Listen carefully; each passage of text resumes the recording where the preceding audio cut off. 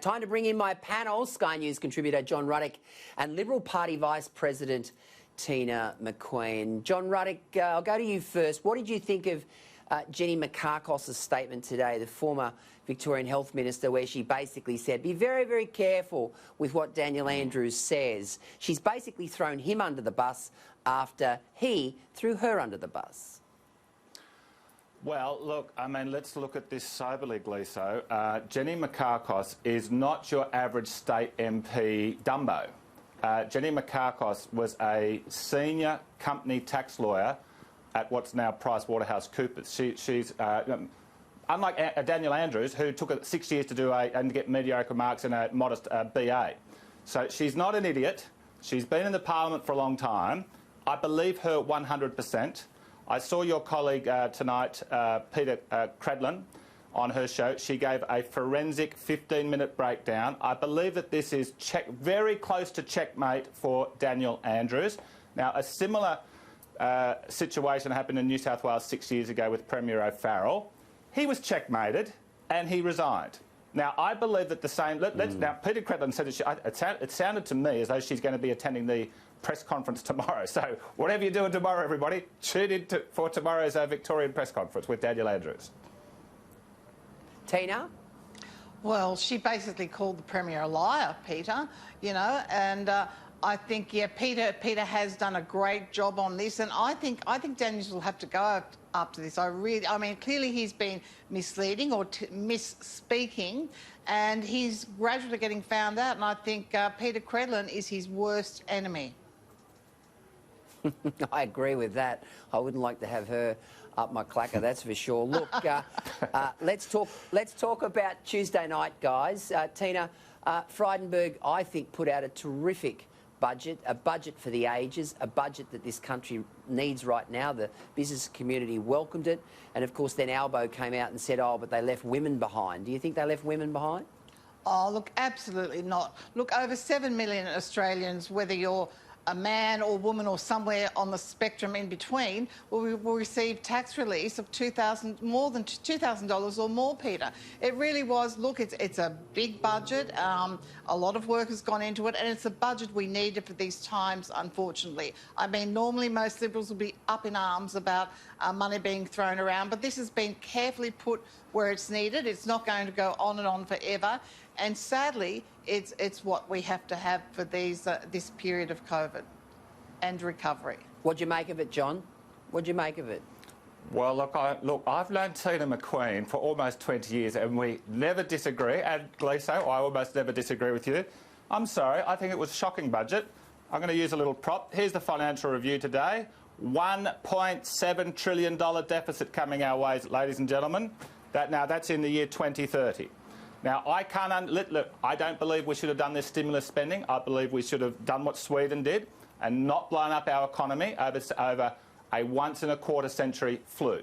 But let's say I'm wrong on that and we had to have stimulus spending for this year. That $1.7 trillion deficit, that's projected what's going to happen over the next 10 years. Why on earth are they projecting all these deficits for so long after this year of COVID? Now, when John Howard retired, we had a little bit of public debt, but not much. When Gillard lost, or Rudd lost in 2013, we had about $250 million in government debt, which had all just been wasted, and the Liberals were rightly very appalled by it. But they were so appalled by it that it's more than doubled since then under this 7-year government, and now it's just gone through the roof. But look, I'm not pessimistic. I believe we can turn this around. Tax cuts are a good start, but look, I think this is appalling. I think this is the most irresponsible government when it comes to the economy since James Scullin in the 1930s. I think that's unfair. John, I think that's unfair. I mean, whether it's a flu, whether we needed the lockdowns, whether we need the extreme measures, the problem is they were introduced. We have been through it. That's the past. We now have to deal with it and make sure we're on a strong road to recovery. And I think Josh Frydenberg has put us on the right track for that. Well, let's see, because I think Teena, it's going to be pretty grim for the next few years. I want to ask you... I can hear you muttering under your breath there, John Ruddock. I can hear you too, John Ruddock. I want to ask Teena about this blue between New South Wales and Queensland over the borders. Berejiklian and Brad Hazzard saying it's cruel, what they're doing in Queensland, it's stupid, it's illogical, but You know, Stephen Miles, the health minister up here, he says New South Wales are running dead on the 28 days straight. What do you make of it, Teena? Oh, look, don't put me alongside that Stephen Miles. Honest to God, every time I see that big toothy grin, I just want to push his face in, to be honest, Peter. I think as a woman I can say that.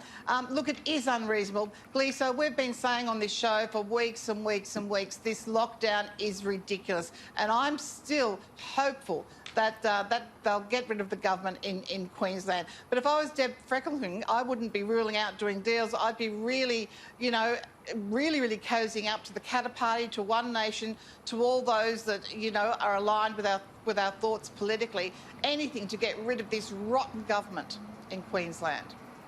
Hear, hear. Now, John Ruddock, my sports bet bloke, texted me today and said since Donald Trump got out of hospital, they've taken $1 million on Trump and 15 grand on Biden. We saw the vice presidential debate, Kamala Harris versus Mike Pence. Most people thought Pence won easily. Are you still of the belief, and I take on board the fact that you were the soothsayer at the last election, you predicted Trump all the way through. Can he win again? Well, firstly, can I say, 4 years ago, I was hopeful he would win. Teena McQueen was the one that kept telling me, no, he's going to win, he's going to win. I wasn't as confident as Teena. When I was on your show a couple of months ago, Gleeson, I said, look, I'm 90% sure Trump's going to win. OK, I'll be honest, OK, it's slipped. I'm 65 to 70% sure. The polls are bad. They were very bad also in early October 2016. So there's still hope. But look, there's a lot of attention about these national polls, which do look bad. But in the battleground states where it's going to be won, the polls are much closer. And some of the polls, there's one or two pollsters got 2016 precisely correct. I'm thinking of the Trafalgar Group. And they are still confident that Trump's going to win. Look, Trump's enthusiasm, the enthusiasm of his supporters is through the roof. In the United States, enthusiasm is a very important part, unlike Australia, in election, because not compulsory voting. So, look, it's a major turn. Can I just say, John, I think Nancy Pelosi will get him over the line if she gives a conference later tonight or tomorrow where she's going to try and pass a bill to invoke the 25th Amendment. I mean, if she does that and tries to say the president is unfit, but Trump's in, no question. Well, it's extraordinary what they're planning to do. I mean, Teena's right. By the time we wake up tomorrow morning, the Speaker of the House, which is effectively the Prime Minister of America, Nancy Pelosi, is going to say they're going to try and remove Trump. Well, this is what she said. It sounds crazy, but this is, she said it black and white. They're going to initiate a process to remove Trump because of mental incapacity. And Teena would also be right. This has got to turn people off. Look, if they're so confident of winning, why do they have to come up with a stunt like this at the last moment? Exactly. It's incredible. Before we go, guys, on Ellen DeGeneres' show in the last 48 hours, Gloria Steinem, the celebrated feminist, said that she and Meghan Markle had been cold calling people, urging them to vote. What do you make of that, Teena? Great. Keep it up. Yeah. Do it constantly, 24/7, because then I will go tomorrow and put 10 grand on Trump to win. Thank you, Meghan, and thank you, Gloria. Yes, 100%. John, the last word. Look, this is in less than 4 weeks from now, it's a major turning point for Western civilization, OK? Now, obviously in a democracy, we need to change a government every now and again, so we're going to have left-wing governments from time to time. But the left in America now is so radical and frothing at the mouth and so angry, I do not believe that it would be healthy for the Great Republic to have this Democratic Party get elected. It's far, far different to the Bill Clinton Democratic Party of the 1990s. It's a major concern. I just hope Trump wins, okay? Because I can't see things going good for the world under President Joe Biden. 100%. All right, Teena McQueen, great to see you tonight. Have a great weekend. John Ruddock, good to see you tonight, John. Thanks for having us, Gleeson. Thanks, Gleeson.